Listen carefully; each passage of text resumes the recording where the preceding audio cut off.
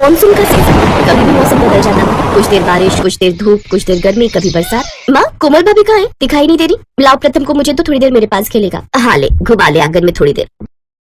कोमल beauty parlour गई है, बोल रही थी 1 घंटे में आ जाएगी, अभी तक आई नहीं है। लगता है प्रथम को भी भूख लगाई है। तभी तेज बारिश आ जाती है। अरे माँ, बाहर तो बहुत तेज बारिश आ गई है। अब तो भाभी और लेट ना कर दे, मैं उन्हें कॉल करती हूँ। तभी बारिश में भीगते हुए कोमल आ जाती है। बड़ी मुश्किल से रिक्शा मिला। बारिश इतनी तेज हो गई थी कि कोई रिक्शा मिल ही नहीं रहा था। प्रथम रोया तो नहीं? इतनी देर से भूख से रो रहा है। तुम दूध की बोतल भी नहीं रख कर गई थी बहू, वरना मैं वहीं पिला देती। ये लो भाभी, ये तो घूम कर भी चुप नहीं हो रहा। अब आप ही से संभालो। उस दिन ऐसी बारिश शुरू हुई जो अगले 1 हफ्ते तक रही। मानो बारिश का झड़ लग गया हो, कभी धीमी कभी तेज, और अगले 6-7 दिनों तक रोजाना ही बारिश का मौसम बना रहा। कोमल, मेरा ऑफिस के काम से 3 दिनों के लिए जाना बहुत जरूरी है। तुम मम्मी के घर बाद में रहना। नहीं आशीष, मैंने तुम्हें पहले ही बोल दिया था कि मुझे इस हफ्ते मम्मी के घर 2-3 दिन के लिए रहने जाना है। तुम रहने दो, मैं अकेली कैब से चली जाऊंगी। मैं क्या करूंगी रुक कर, जब तुम ही नहीं होगे तो। ठीक है, चली जाना, पर बारिश हो तो मौसम देख लेना। तुम उसकी चिंता मत करो, मुझे आदत है इन सब की। आशीष अगली सुबह ऑफिस के काम से आउट ऑफ स्टेशन चला जाता है। उसी दोपहर बैग पैक करके कोमल अपने मायके जाने के लिए तैयार हो जाती है। तभी तेज बारिश होने लगती है, पर कोमल कैब बुक कर चुकी थी। भैया, आपको कितनी देर से फोन कर रही हो, आप अभी तक आई नहीं हो। मैडम, कैब नहीं आ सकती, सड़क पर बहुत पानी भरा हुआ है। मेरा आना बहुत मुश्किल है। सड़क पर पेड़ गिरा हुआ है, जिस वजह से सारे रास्ते बंद है। आप कोई और कैब कर लो। हेलो हेलो, ये कैब भी कैंसिल हो गई। एक काम करती हूँ, बैग लेकर सड़क तक जाती हूँ, कोई ऑटो मिल जाएगा तो उसी पर चली जाऊंगी। अरे बहू, इतनी बारिश में कहाँ जा रही हो? आज रहने दो, कल बारिश रुक जाएगी तो चली जाना। शाम होने वाली है, प्रथम भी छोटा है, इसे कहाँ संभालूंगी? मेरा प्लान खराब हो जाएगा माँ जी, मुझे जाना है। अब मैंने तैयारी कर ली है। भैया भाभी भी घूमने गए हुए हैं, माँ घर पर अकेली है। अब मैंने उन्हें खाना भी बनाने के लिए बोल दिया था। मैं पहुँच जाऊंगी, आप मेरी चिंता मत करो। कुछ नहीं होता है बारिश है तो। भाभी नहीं, आप बारिश में मायके नहीं जाओगे, मैं आपको अकेले नहीं जाने दूंगी। भैया भी घर पर नहीं है, आप रहने दो, आप बारिश में मत जाओ प्लीज। आप दोनों तो मेरे साथ कैसे बच्चों जैसा व्यवहार कर रहे हो? मैं कोई छोटी बच्ची नहीं हूँ, एक बच्चे की माँ हूँ। मैं ऑटो ले लूंगी, कुछ नहीं होगा। इतना पानी नहीं है और बारिश भी अब रुक गई है। मुझे रोकने की कोशिश मत करना आप दोनों। पहले ही मेरा मूड खराब हो रहा है, दोनों कैब कैंसिल हो गई। कोमल ने ना तो अपनी सास की बात मानी और ना ही अपनी ननद की। दरवाजे पर जाने लगी, तभी सुहानी उसे रोक लेती है। भाभी जरा रुकना। अब क्या हुआ? जाते जाते टोक दिया तुमने। मैं आपको ऑटो तक छोड़ देती हूँ, लाओ बैग मुझे पकड़ा दो। सुहानी कोमल को सड़क पर एक ऑटो तक छोड़ देती है। भाभी घर पहुँचते ही फोन करना और ध्यान से जाना। हाँ हाँ, चिंता मत करो, मैं जाते ही फोन करती हूँ। बाय। कोमल को ऑटो पर बिठाकर सुहानी घर आ जाती है, पर अगले 4-5 घंटे तक कोमल का फोन नहीं आता। सुहानी, तेरी कोमल भाभी का फोन नहीं आया, वो तो बहुत देर की पहुंच गई होगी, जरा फोन तो मिला। हाँ माँ, भी करती हूँ। अरे भाभी का तो फोन ही नहीं मिल रहा, अब क्या करूँ? स्विच ऑफ आया। एक काम कर, उसकी मम्मी के फोन पर मिला ले। सुहानी कोमल की मम्मी के मोबाइल पर फोन करती है और कोमल के बारे में पूछती है। सुहानी बेटा, कोमल तो अभी तक आई ही नहीं, मैं भी उसका इंतजार ही कर रही हूँ। क्या हुआ? भाभी अभी तक नहीं पहुँची? अच्छा, पर घर से तो वो क्या? कोमल घर से निकल चुकी है? फिर मेरी बच्ची कहाँ गई? आंटी ऐसी बात नहीं है, वो तो मैंने आपको इसलिए फोन कर दिया था कि भाभी का फोन नहीं मिल रहा। वैसे तो वो मुझे अपनी सहेली के घर का कहकर गई है कि वो वहाँ जा रही है। आप परेशान मत हो, मैं भाभी की सहेली के फोन पर कर लेती हूँ, और जैसे ही भाभी से बात होती है मैं आपसे बात करवा दूंगी, आप टेंशन मत लो। सुहानी जैसे तैसे बात को संभाल लेती है ताकि कोमल की मम्मी को टेंशन ना हो, पर सुहानी और उसकी मम्मी टेंशन में आ चुके थे। सुहानी अपनी भाभी को ढूंढ, वो कहाँ चली गई? समधन जी को तो हमने झूठ बोल दिया। मुझे तो कोमल की बहुत चिंता हो रही है। अब अगर आशीष को फोन किया तो वो भी चिंता में आ जाएगा। मैं तभी आपको बोल रही थी बारिश में भाभी को मत जाने दो, कहीं मत जाने दो, पर आपने मेरी बात नहीं मानी। अब देखो, पता नहीं वो कहाँ होंगी। मैं जा रही हूँ, देखती हूँ। बारिश भी बहुत तेज है, मुझे भी पैदल जाना पड़ेगा, सड़कों पर पानी भरा हुआ है। सुहानी, छाता लेती जा। सुहानी छाता लेकर पैदल ही अपनी भाभी की तलाश में निकलती है। वो बेचारी सड़कों पर भरे हुए पानी और हुई निकल रही थी, पर उसे कहीं भी कोमल नजर नहीं आई। तभी सुहानी की नजर बारिश के पानी में सड़क पर तैरते हुए एक दुपट्टे पर पड़ती है। ये दुपट्टा कोमल भाभी के सूट का है। हे भगवान, कोमल भाभी का है। मेरी भाभी और मेरे भतीजे की रक्षा करना भगवान। तभी उसके फोन पर एक कॉल आता है। सुहानी फोन को सुनते ही एक गरीब बस्ती की ओर दौड़ने लगती है।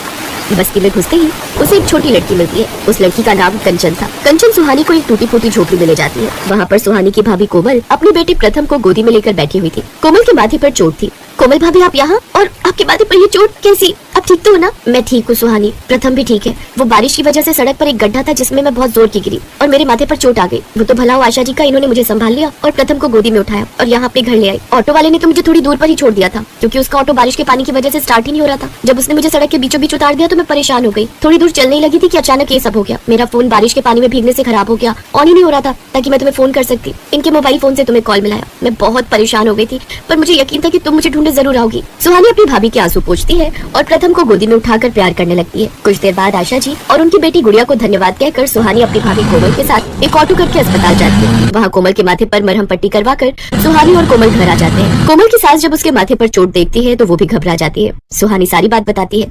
गलती मेरी ही है। इतनी बारिश में सड़कों पर भरे हुए पानी में मुझे घर से निकलना ही नहीं चाहिए था। मुझे समझना चाहिए था कि सड़कों पर जब पानी भर जाता है तो कितनी मुश्किल आती है। बारिश के भरे हुए पानी की वजह से कहीं भी गड्ढे दिखाई नहीं देते। अभी तो मैं फिर भी बच गई। अगर कुछ और ज्यादा हो जाता, प्रथम को चोट आती, तो मैं अपने आप को कभी माफ नहीं कर पाती। आई एम सॉरी माँ जी, आई एम सॉरी सुहानी, मुझे आप दोनों की बात को मानना चाहिए था। कोई बात नहीं भाभी, अब आप ठीक हो, बस यही बहुत बड़ी बात है। एक काम करेंगे माँ, वो आशा दीदी और उनकी बिटिया बहुत अच्छे हैं। जब 1-2 दिन में बारिश रुक जाएगी ना, तब कोमल भाभी के साथ जाकर उन्हें कुछ उपहार दे आएंगे। उन्होंने भाभी की बहुत मदद की है। हाँ ये ठीक रहेगा, कल परसों में हो आना। 1-2 दिन बाद कोमल और सुहानी आशा और गुड़िया से मिलने जाते हैं और उन्हें कुछ उपहार देते हैं। उस दिन के बाद कोमल ने खुद से वादा किया कि वो कभी भी जल्दबाजी में और मनमानी में कोई डिसीजन नहीं लिया करेगी।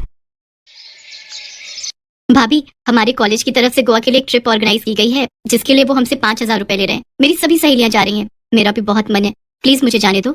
हे राम, 5,000 रुपए! इतने में तो मैं महीने भर का राशन भरवा लूं। कोई जरूरत नहीं है कहीं जाने की, चुपचाप से घर पर रहो और घर के कामकाज में मेरी मदद करो। ये लो, जल्दी से इन कपड़ों को प्रेस कर दो। लेकिन भाभी, अभी तो मुझे कॉलेज के लिए देर हो रही है, मैं शाम को आकर सारे कपड़े प्रेस कर दूंगी। अरे पढ़ लिख के कौन सी तू कलेक्टर बन जाएगी? शादी के बाद चूल्हा चौका ही तो संभालना है। चल अब जल्दी से सारे कपड़े प्रेस कर दे। इसके बाद बेचारी शिवानी उस दिन कॉलेज न जाकर सभी कपड़ों को प्रेस करने लग जाती है। शिवानी जब 8 साल की थी, तभी उसके माता पिता का देहांत हो गया था।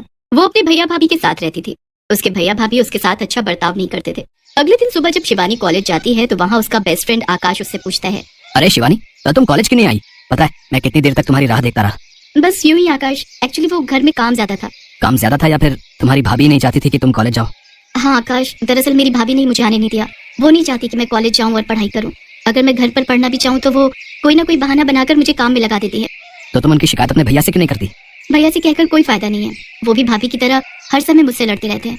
अपनी शादी से पहले तो वो मुझे बहुत प्यार करते थे, लेकिन जब से भाभी उनकी जिंदगी में आई है, तब से वो बिल्कुल ही बदल गए। शिवानी का उदास चेहरा देखकर आकाश दुखी हो जाता है, क्योंकि वो शिवानी को दिल ही दिल में बहुत चाहता था। लेकिन शिवानी इस बारे में कुछ नहीं जानती। फिर तभी कॉलेज की बेल बजती है और आकाश हंसते हुए शिवानी से कहता है, अरे जल्दी चलो, त्रिपाठी सर का लेक्चर शुरू होने वाला है। अगर देर हो गई ना तो उनका बर्ताव हमारे लिए खराब हो जाएगा। इसके बाद शिवानी और आकाश जोर जोर से हंसने लगते हैं और लेक्चर अटेंड करने के लिए क्लास में चले जाते हैं। ऐसे ही कुछ दिन बीत जाते हैं। फिर एक दिन आकाश शिवानी को अपनी कार में उसके घर छोड़ने चला जाता है, लेकिन गाड़ी से उतरते हुए नैना उसे देख लेती है और शिवानी के घर पहुंचते ही कहने लगती है, ये कोई वक्त है घर आने का? तुम्हारे अंदर कुछ शर्म बची है या नहीं? भाभी, आप इतना नाराज क्यों हो रही हो? 1 घंटा ही तो लेट हूँ, आप तो ऐसे चिल्ला रही हैं जैसे 2 दिन से कहीं गायब हूँ। मुझसे जुबान लड़ाती हो? अगर आज तुमसे 1 घंटे का हिसाब नहीं लिया ना, तो कल से 2-2 दिन भी गायब रहने लगोगी। अब जो मैं पूछ रही हूँ उसका सीधा सीधा जवाब दो। भाभी, कल से मेरे एग्जाम शुरू होने वाले हैं, तो लाइब्रेरी में बैठकर पढ़ाई कर रही थी। घर पर तो आप मुझे पढ़ने नहीं देती, किसी न किसी काम में लगाए रखती हैं। अच्छा बेटा, जुबान तो कैंची की तरह चलती है तुम्हारी। आखिर कौन था वो लड़का जो तुम्हें यहाँ छोड़ने आया था? वो मेरे कॉलेज में मेरे साथ ही पढ़ता है। आज पढ़ाई के चक्कर में थोड़ा लेट हो गई थी, इसलिए वो मुझे घर ड्रॉप करने आया था। आजकल बड़े पंख लगे हुए हैं तुम्हारे। आज किसी के साथ रात को घर आई हो, कल किसी के साथ शादी करके आ जाओगी, तो क्या इज्जत रह जाएगी हमारी? आने दो तुम्हारे भैया को, उन्हें भी तो पता चले क्या गुल खिला रही है उनकी बहना। शिवानी नैना को समझाने की बहुत कोशिश करती है कि जैसा वो सोच रही है ऐसा कुछ भी नहीं है, लेकिन नैना शिवानी की एक नहीं सुनती और अपने पति मयंक के घर आते ही शिवानी के खिलाफ उसके कान भर देती है।